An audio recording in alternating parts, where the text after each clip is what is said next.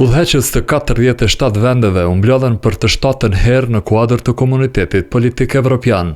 Në Kopenhag, ku u mbajt ky takim i rëndësishëm, Kosovën e përfaqëson presidentja Vjosa Osmani. Ajo u konfirmoi edhe një herë të gjithëve se shteti që përfaqëson ka orientim të plot euroatlantik, madje me 97% të mbështetjes popullore pro hyrjes në NATO e Bashkimit Evropian.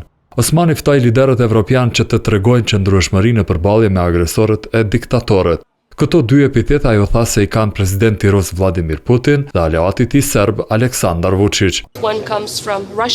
E para vjen nga Rusia dhe e dyta specifikisht në rajonin tonë vjen nga sateliti Rusisë, pra Serbia. Pra është konsistenca ajo që kërkohet nga Bashkimi Evropian në përballje me këta dy agresor, sepse ju nuk mund ta trajtoni njërin si agresor e diktator kurse tjetrin si partner që do paqe. Osmani shtoi që Serbia i trajton në fqinjtë e saj si shtete që nuk ekzistojnë ose të përkohshme, ndaj të cilave siç potencoi vepron me agresion.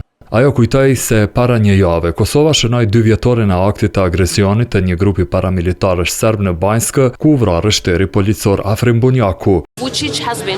Vučić po tenton ta kopjojë Putinin, duke përdorur agresionin dhe taktika destabilizuese kundër fqinjeve, dhe për këtë arsye është fort e rëndësishme që shtetet anëtare të BE-s ta kuptojnë që duke shpërblyer Serbinë, se po qëndron me Rusinë nuk është rruga që të ecet përpara. Vendet që rreshtohen 100% me BE-n duhet shpërblehen jo ato që kanë zgjedhur Moskën si rrugën e tyre përpara.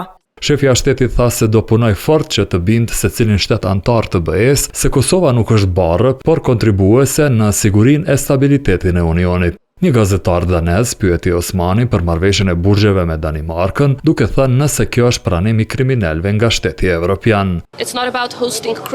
Nuk është çështja e marrjes së kriminalëve. Vendet që mbrojnë vlerat e njëjta dhe që janë aleat e mbështesin njëra tjetrën. Osmani tha se Danimarka ka qenë krah vendit të saj dhe ndihmoi e shpëtoi jetë në kohrat më të errta kur kosovarët përballeshin me gjenocidin nga makineria e Beogradit.